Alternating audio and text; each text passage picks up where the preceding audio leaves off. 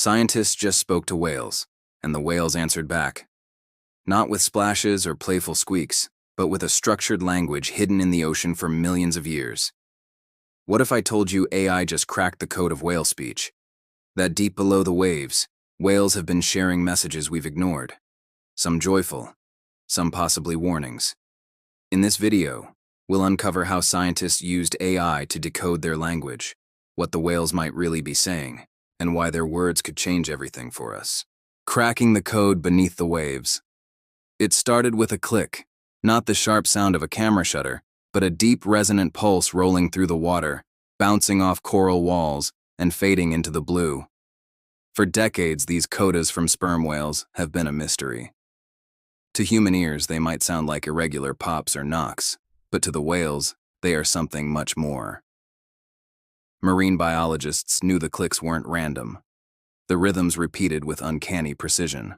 Some patterns seemed to identify individuals, almost like a personal name. Others appeared during specific events, pods reuniting, calves calling their mothers, or groups diving together into the deep. And yet, despite decades of listening, no one could crack the full meaning behind them. The problem wasn't curiosity, it was capacity. Decoding a potential non-human language required immense amounts of data and an understanding of patterns too complex for manual analysis.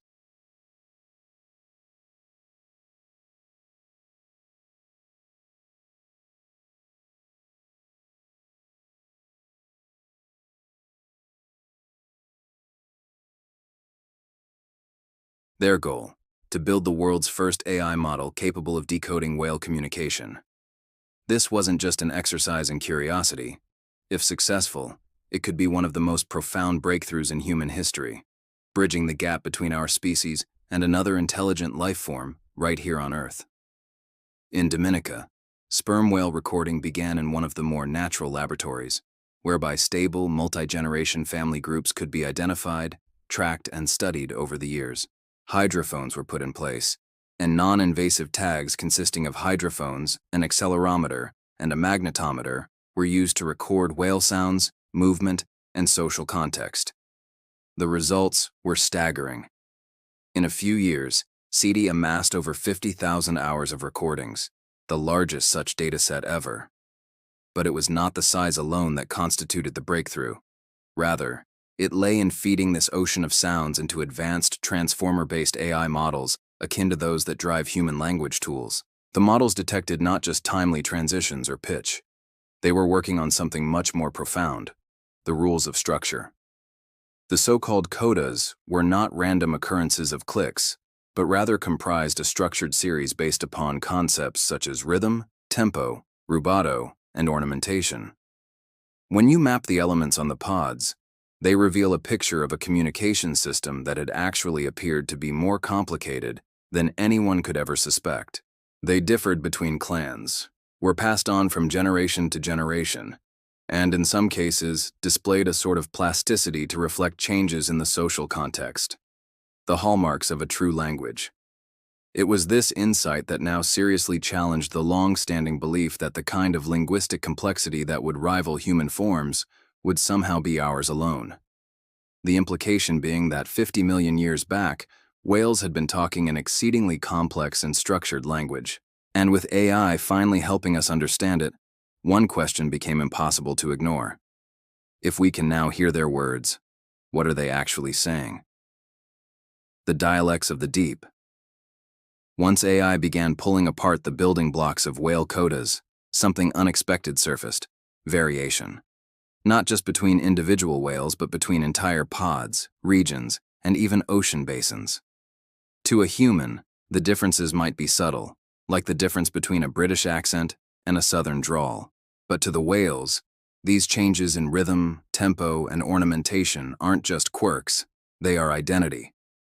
In Dominica, where Project CD focuses much of its work, family groups, known as units, have their own distinct patterns.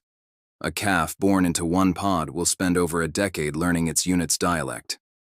Older whales model the rhythms, spacing, and flourishes, and the young mimic them until they're perfect.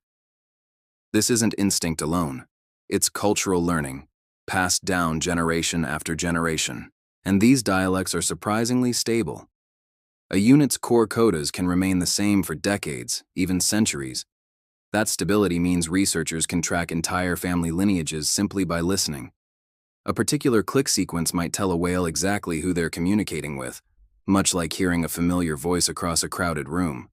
But dialects aren't rigid. Adult males, when they leave their birth units to join other pods, often adapt their vocalizations to match their new social group.